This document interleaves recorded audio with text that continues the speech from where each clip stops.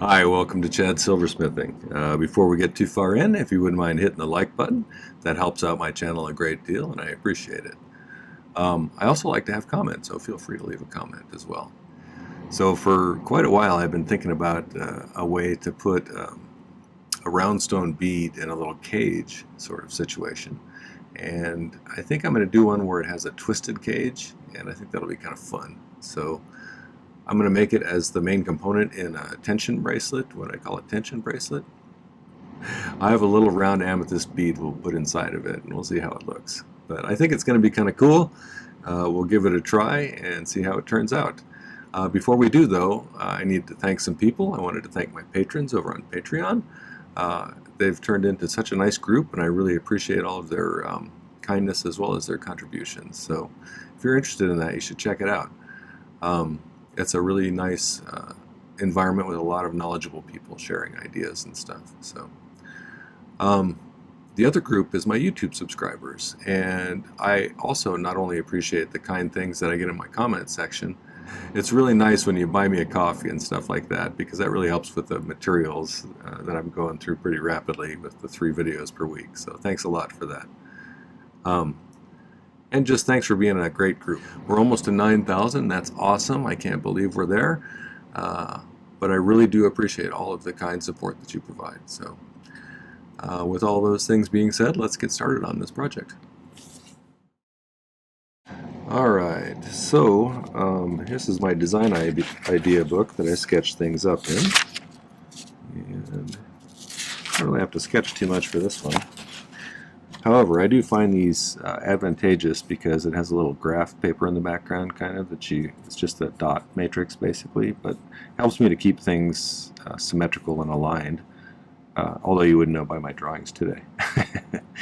So I have a little, what do we got here? A couple of these little amethyst beads like this.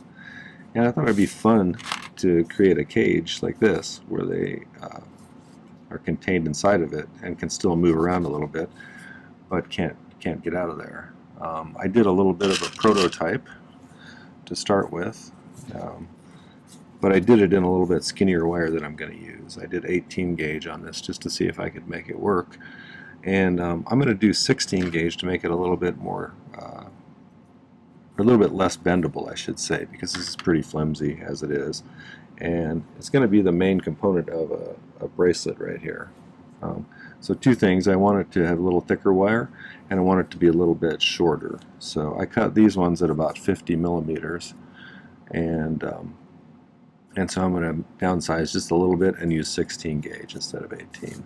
So I better put that away or it's going to roll away on me. Basically what we're going to do is I'm going to cut those wires. I'm going to create a tube that fits around those wires for each end as tightly as I can, like I did. Now, this one I just did open-ended, but I'm going to put caps on the end for this one. I used 26 gauge for this. I probably will use the same thing for this one. But like I said, we'll put a cap on the end, and then we'll put a jump ring on it, maybe like 16 gauge or something.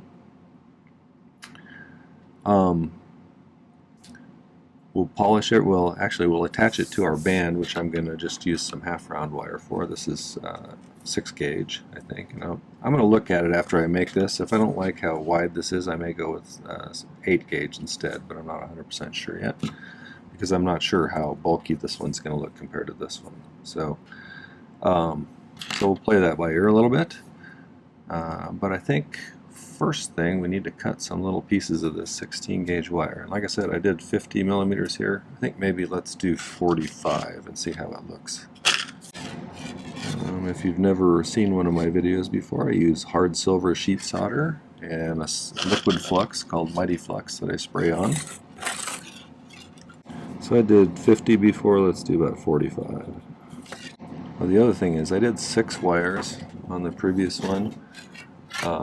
But I think I'm going to do 7 so that I can put one in the center between all the other ones so they make a nice circle, because they kind of soldered to the inside of the tube a little bit willy-nilly. I want them to kind of be where I want them to be. Okay, we got 4, 5, 6. I'm going to cut 8 in case I screw one up. Just going to file those flat.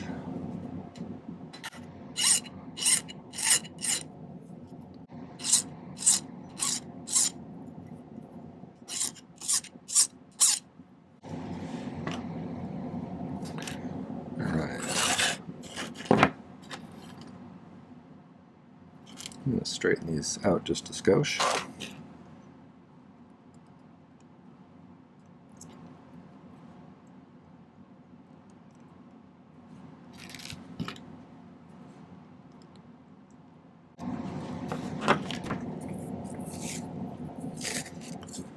So I'm going to try and get them all lined up nicely with a piece of tape.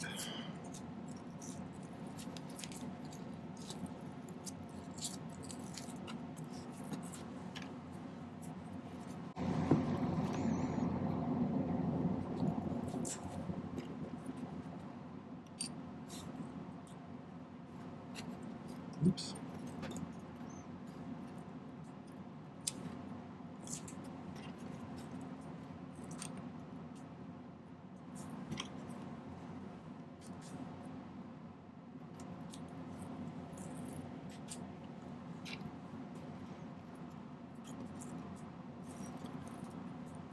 There's 5 of them. 6 of them. Trying to get them all kind of sitting next to each other.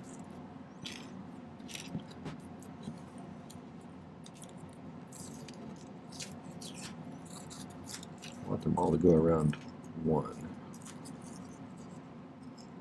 See if we can get them to do that.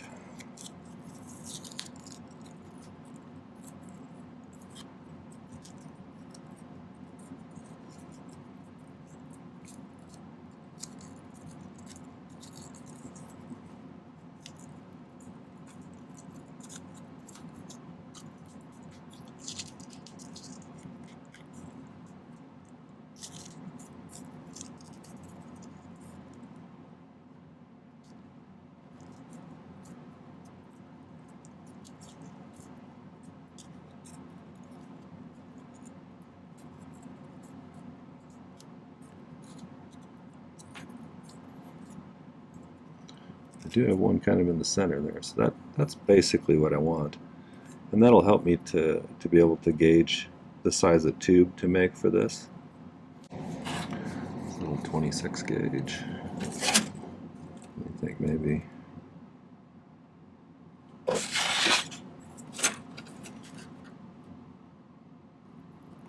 About 6 millimeters. Let's go about 6 millimeters. My work area is getting pretty messy. It's getting to be time to clean up again.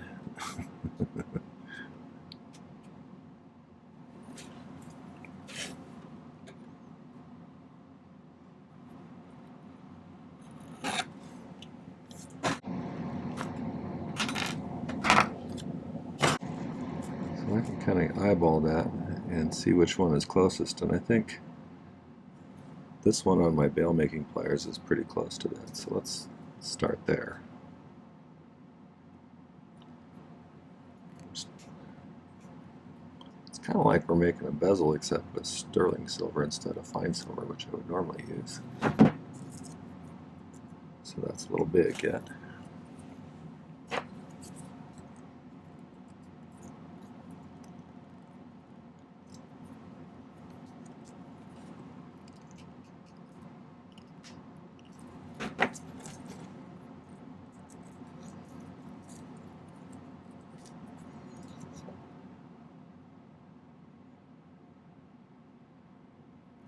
A little bit tighter than that, probably.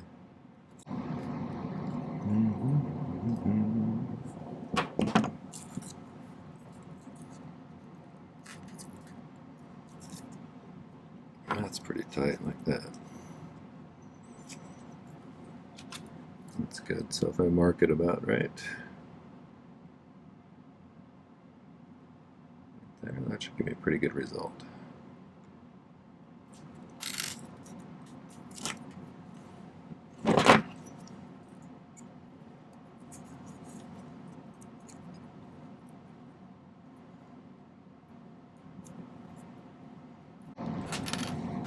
I should have made this wider so I could just do one and cut it in half, but I wasn't thinking, I guess.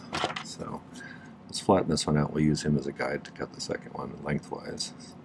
Save me having to remeasure. Because it should be about the same on either side, I would think.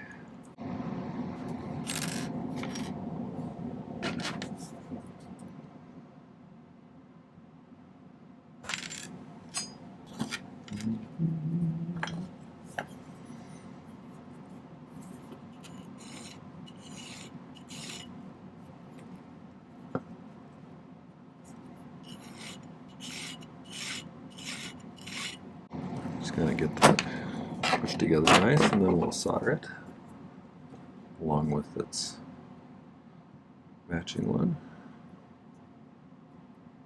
I find if I squish them sort of flattish when I'm making a tube like this, it gets those ends to line up a little better, and then you can solder it and then round it back out again. Okay, so I have a little bit of solder over here, plenty for what I'm going to do.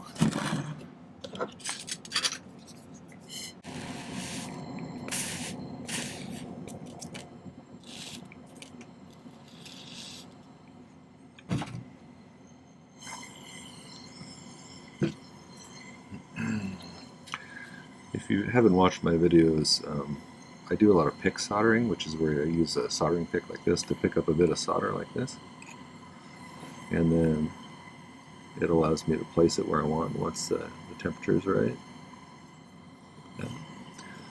So, if you're interested in learning how to do that, I'll link right up there for you. I found it to be one of those things that's super useful. It's easy to just put the solder where you want it to go, but it takes a little practice, so watch the video and maybe do a project where it's got a lot of little solder joints and practice doing it. Reshape these into a little bit rounder shape again.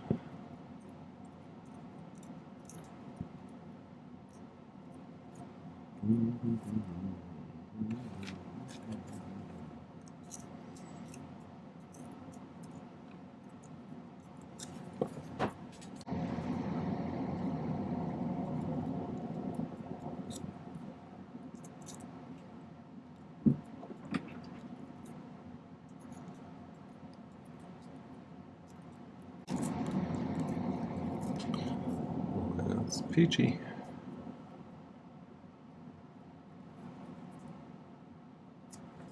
Alright.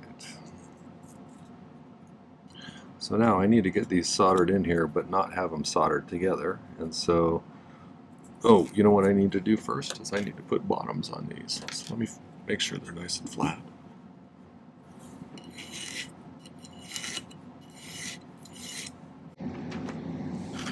Use a little thicker stuff for the ends.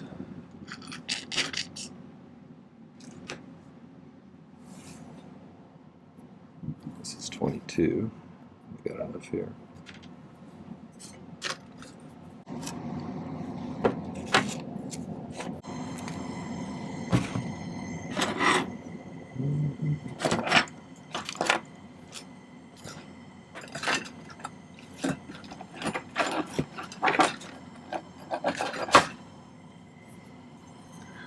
Okay.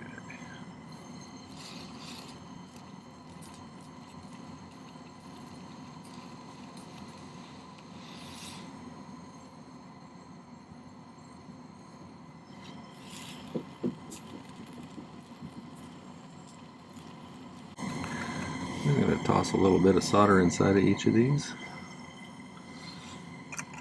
I'd rather have, you know, more than I need than not enough. So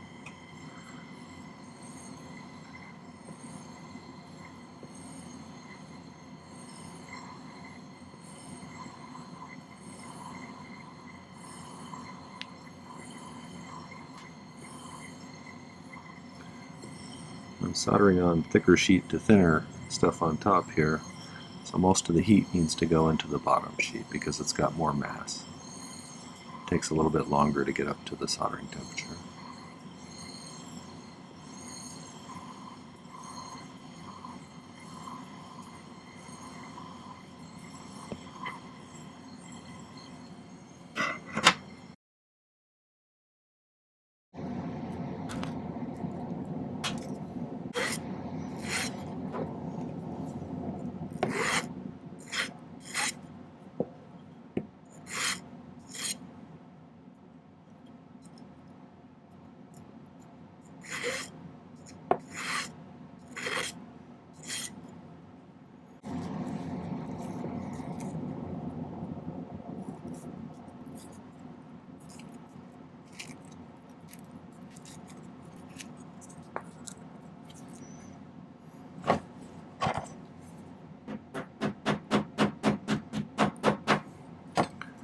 Make sure everything's all the way in there. Probably take this off.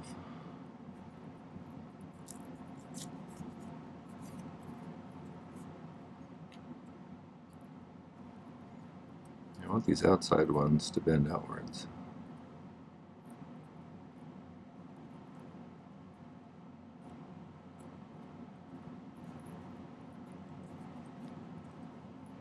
I think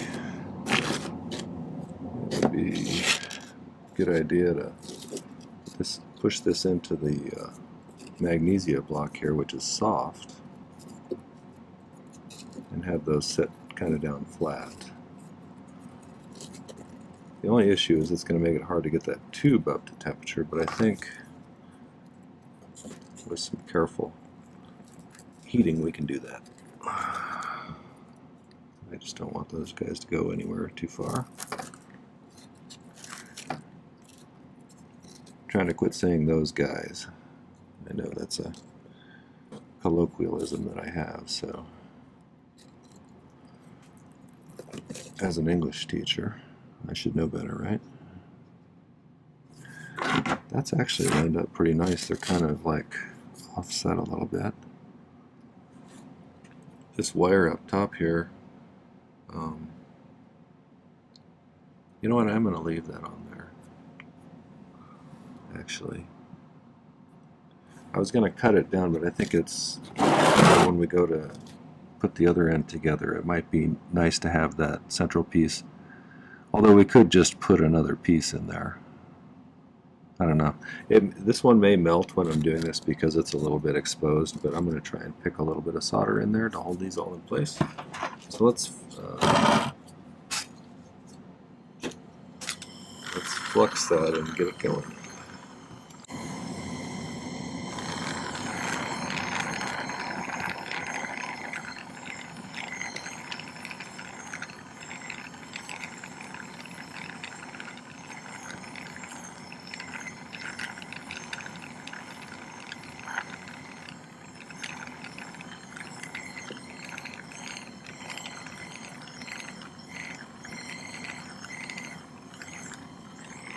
I know the wires are going to get a little squishy and bendy because I'm getting them close to melting because that's so hidden from the heat. But I'm going to try and get a few pieces of solder in there.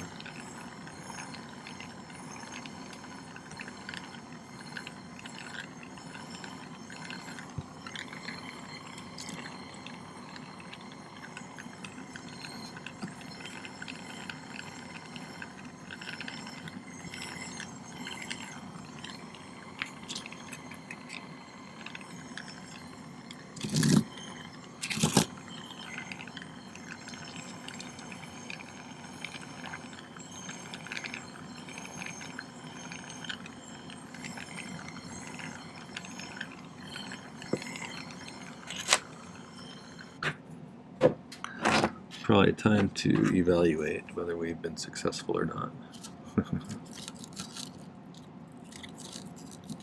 Find out if any of the wires fall out.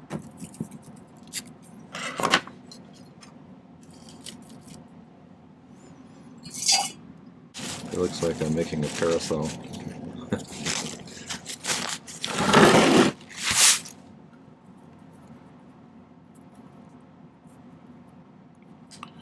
Those are all in there.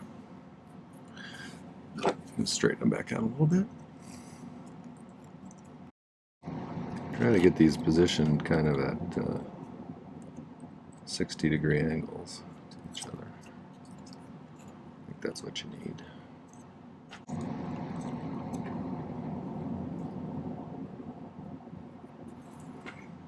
Okay, that looks pretty good.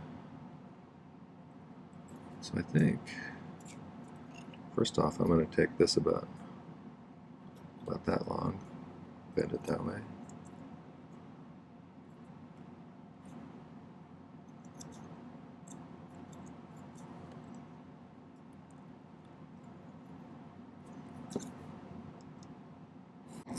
I'm bending them away from the direction this center one is, because I'm thinking going to grab my other bring these down like this.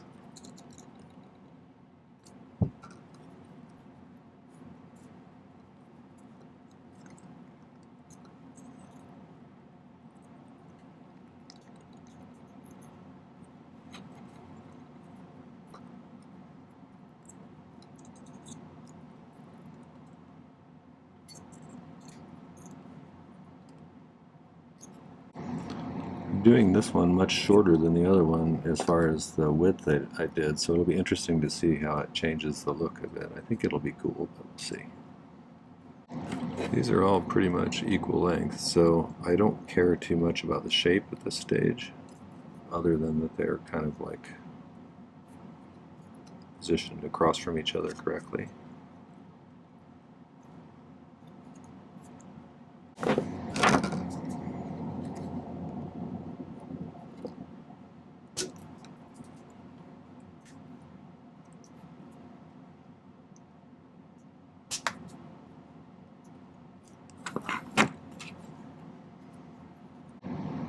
I'm going to leave it. I left them a little longer than this tube will go all the way down on, but I think that's okay. These ones stick out a little bit before they curve down as well, so I think we should just try and solder it on there now. I get plenty of flux down in that tube, so the solder has a tendency to flow down there.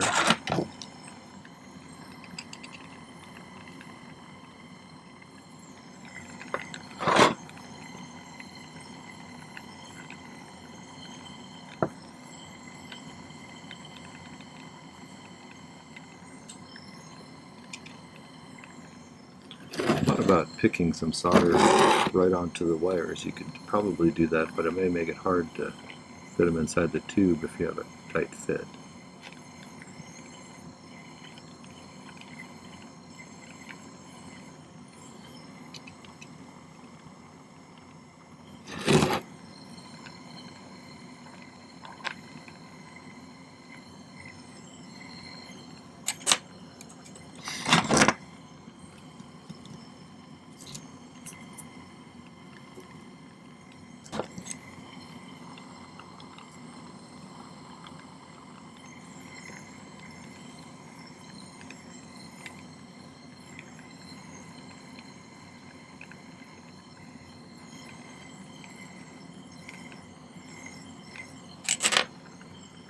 Let's assess where we're at here.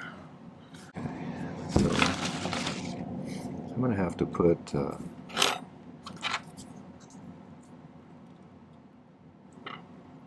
jump ring on either end of this, but this is going to have to go through it, so it's going to have to be a relatively good sized ring, even though I might taper this a bit. So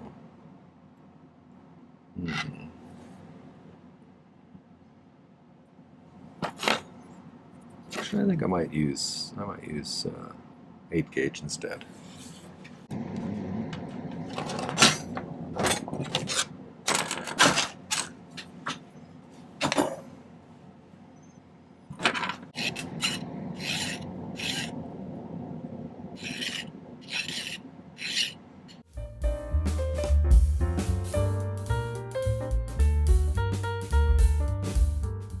Okay, so one of these sides I'm going to twist over on itself, and because of that I'm going to kind of make a concave end on it a little bit so that it fits nicer on this.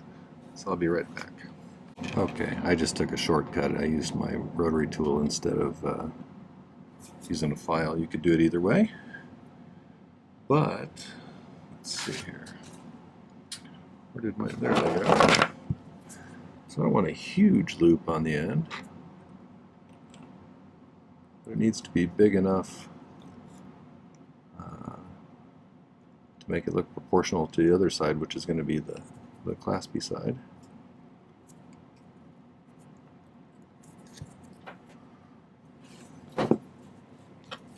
So this will be hooking on to a jump ring right there, and then I'll put a jump ring on the other side.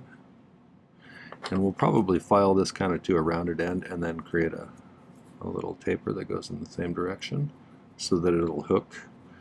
But let's make some jump rings. I think I'll use that 16 gauge I was just using. But they need to be big enough to fit through there nicely, and for this end to fit through there. So maybe, let's see what that looks like. Like that. Sure, I think that'll work. If anybody's tired of all the YouTube ads, I do have a $5 a month level on my Patreon where you can access my videos with no advertisements. At least YouTube advertisements. That doesn't count Chad advertisements like this.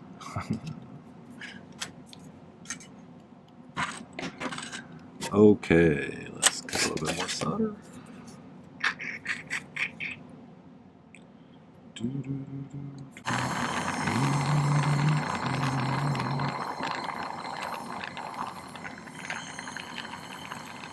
Using kind of an oversized piece of solder to solder these closed.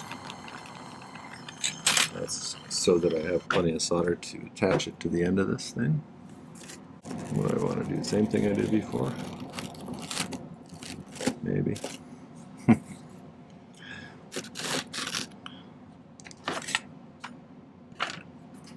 Alright.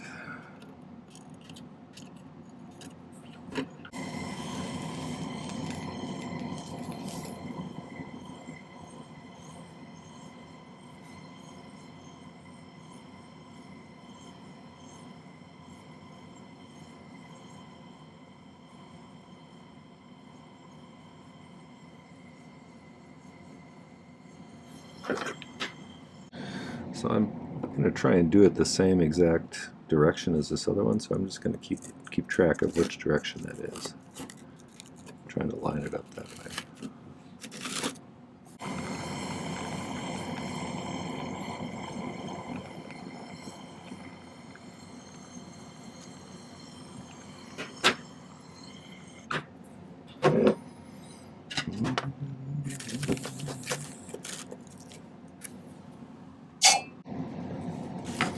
Just bend it like that a little bit.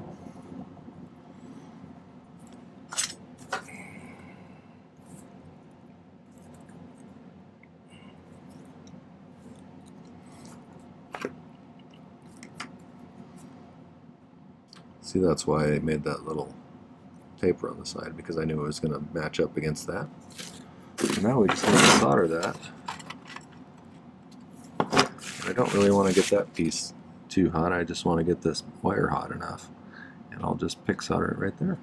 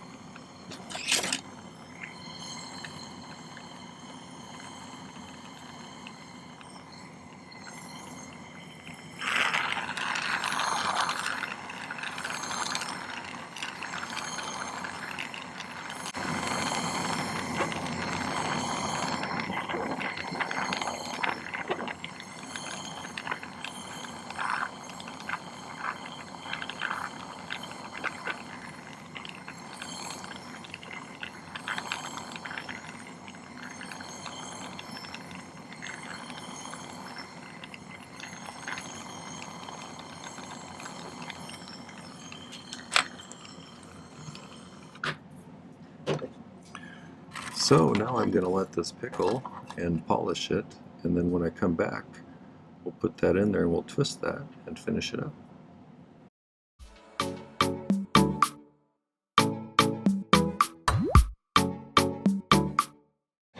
Alright, so I polished things up a bit after it pickled for a while, and I used the jeweler's saw to cut off that middle bar there, and then I stuck a Dremel in there with a kind of a worn down abrasive white wheel, and I ground it down as far as I could without messing with these pieces too much.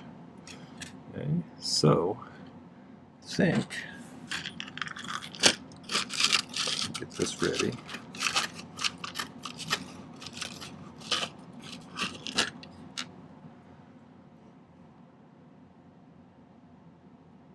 So it looks like the way these ones are situated, it seems to me that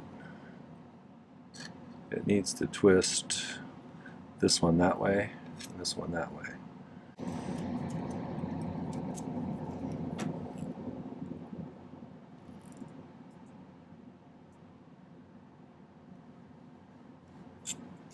It seems like it's working pretty well.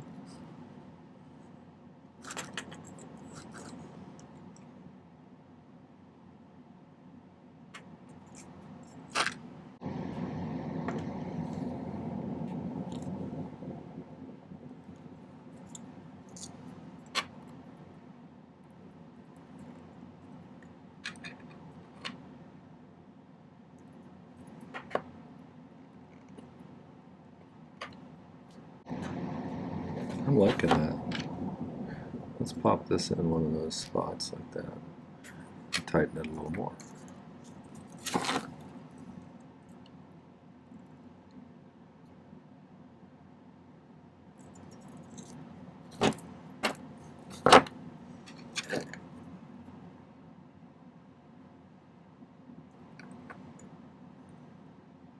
Just going to try and even these out a little bit.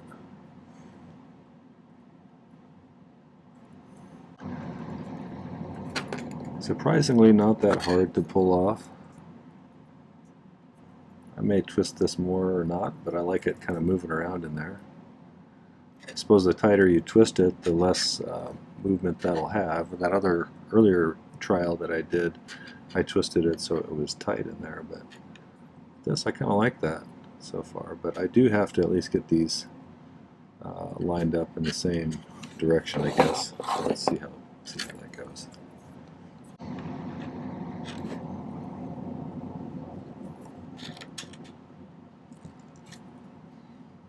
So I'll probably do a little bit more manual shaping after I get it all made into a bracelet shape, but let's do that next, actually.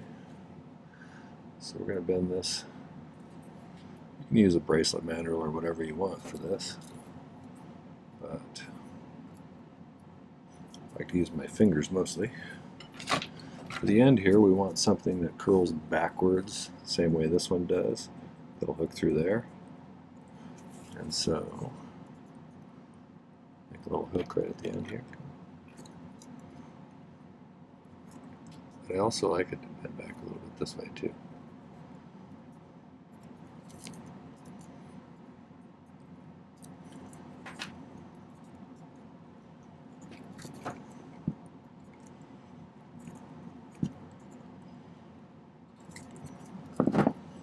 You want to get a good grab on things so you don't lose your bracelet.